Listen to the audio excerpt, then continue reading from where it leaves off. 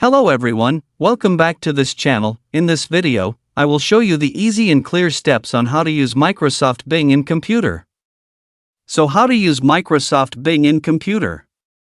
Make sure you keep watching this video until the end. Let's get started right away.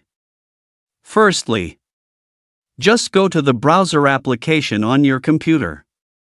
Here it is already on the initial display of the browser application. To use Microsoft Bing, just go to the search engine. Type www.bing.com. Now here you have entered Microsoft Bing. This is the initial display of Microsoft Bing. In Microsoft Bing you can search, for example, the latest news. Now here the latest news appears. Here you can log in or create one. And here it is the same as Google, you can search using images. And you can search using voice.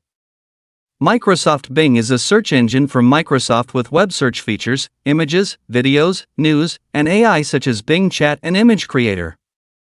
For more details I will explain in the next video. So that's it, tutorial how to use Microsoft Bing on computer. Thank you for watching. I hope this video is useful. See you in the next video.